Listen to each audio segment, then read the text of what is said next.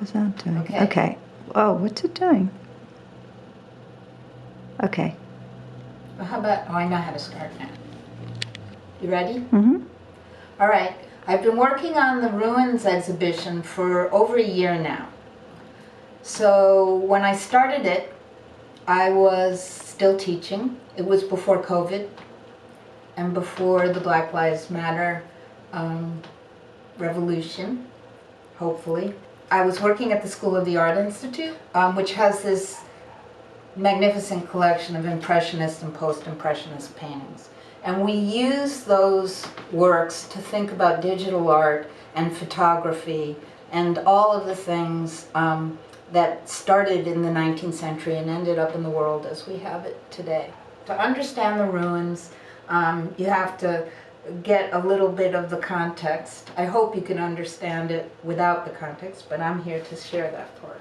So the ruins, we work with this painting collection, and what I've been doing is making for the past 6 years the Romantic app. What I do is with my students, we take all of the paintings in the collection and we use them as augmented trackables, triggers for the augmented app, so that when you open the app and look through your smart device, you can see the young people's animation integrated in and over and around these masterpieces of the 19th century.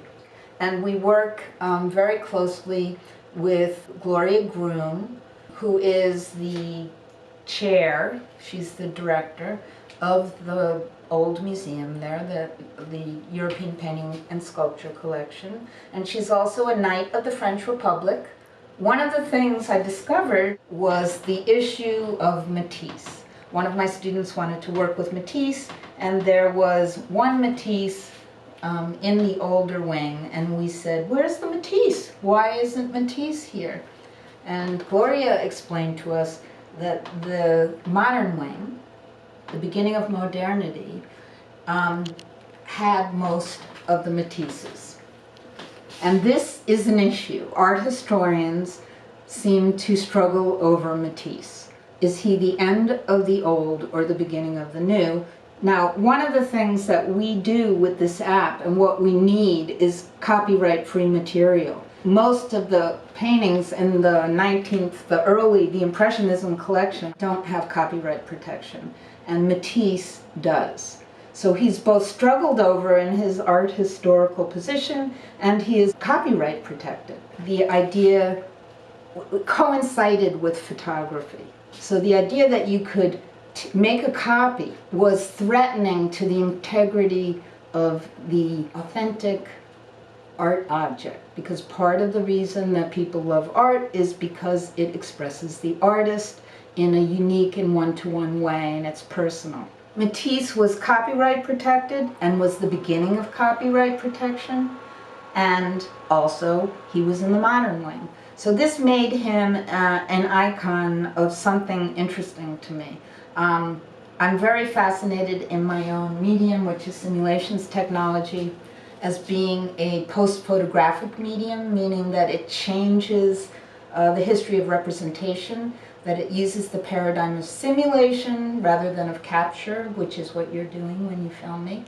Matisse somehow signaled the beginning of the crisis of photography, and so I took it upon myself that I should copy Matisse. And so I decided I was going to start to make a group of animations based on Matisse. So the Ruins, what is now called the Ruins, was originally an exhibition for Bitforms Gallery that was supposed to be opening when it is, in September,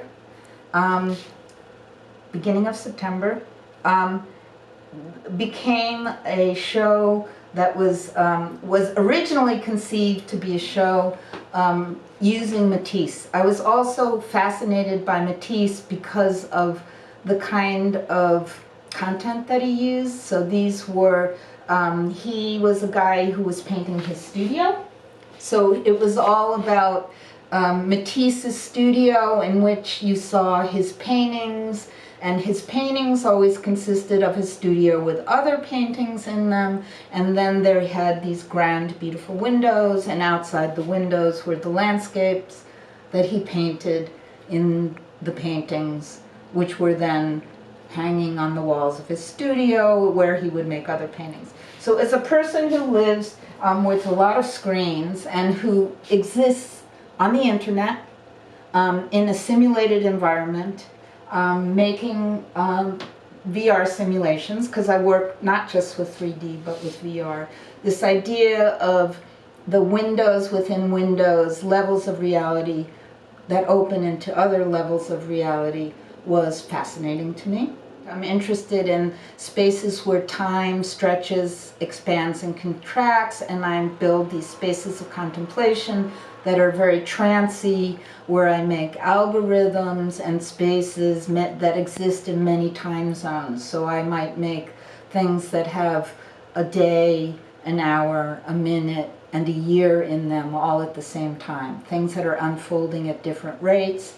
I use multiple patterns that unfold and work at slightly different rates to induce environments that are very contemplative and that actually hypnotize people and send them into a trance. So Matisse offered a lot of possibilities for me to build a kind of infinite regress space with multiple patterns and a space of contemplation.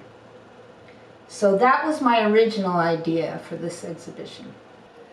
So when COVID hit, SAIC, the School of the Art Institute, was quarantined, and I came back to New York, where I still am, and got back to work. Steve Sachs, who is the director of Bitforms and my gallerist, became enamored of an online game, a multiplayer game called Occupy White Walls. He thought it was perfect for me. Occupy White Walls is a game, it's a gallery game. So you can build your own gallery in a modern or ancient style, and then in the archives of the game are hundreds and thousands of paintings, copyright free, the most well-known of the Western canon. So I got myself the Mona Lisa, and I got Cézannes and Vermeers, another favorite, in this great last semester before everything went on to Zoom. My class and I read Hito Sterile, and she has a famous essay about the poor image. In this, she talks about low-resolution copies, the way the internet proliferates these, and how this opens up a world also where an artist might intervene. And I thought, yes, low-res polygon models, Hito, the revolutionary potential of the low-res polygon model. So the open source of all of these paintings and that all came together, and this became the ruins. I was interested also in the fact that as a woman and a feminist artist, an early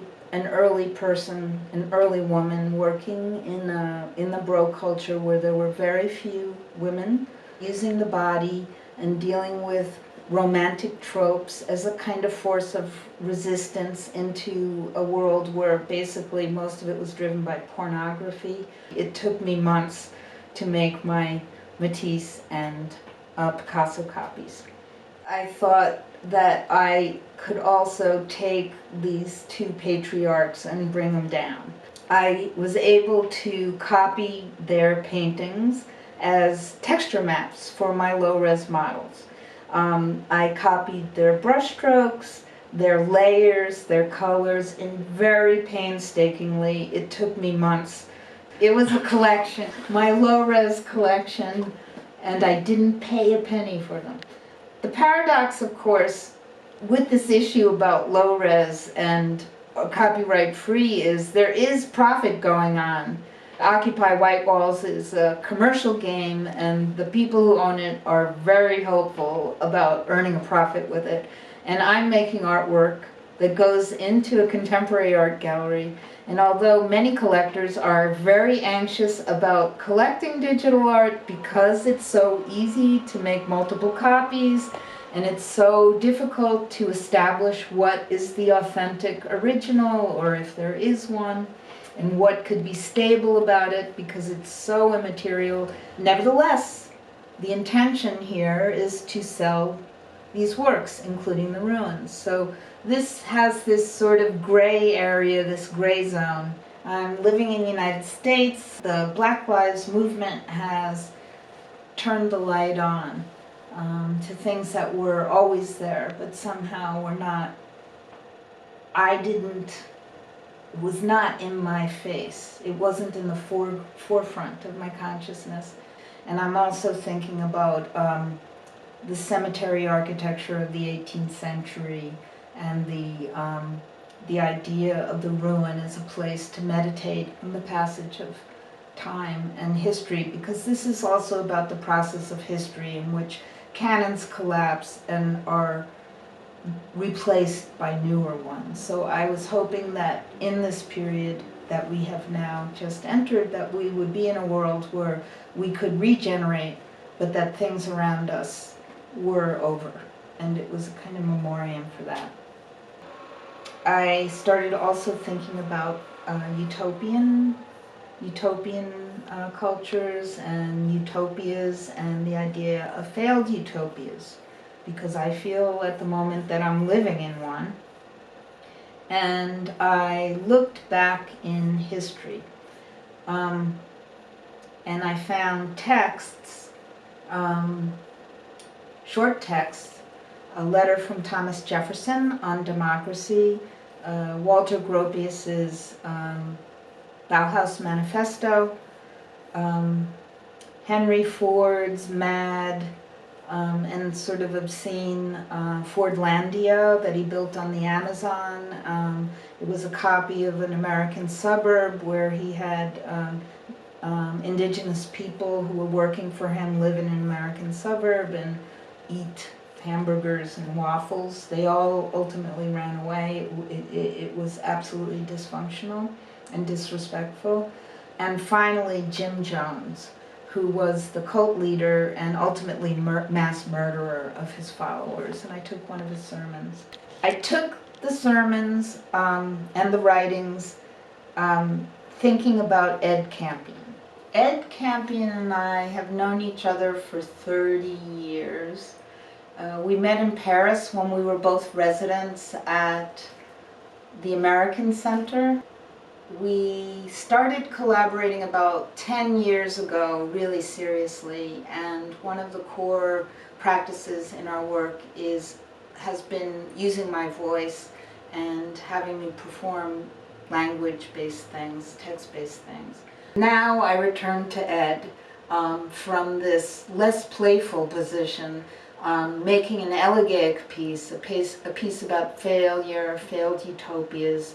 So I took these 4 texts from utopian writings, canons, patriarchs, again, a woman working with male patriarchs, white male patriarchs, which was Thomas Jefferson, Walter Gropius, Henry Ford, and Jim Jones.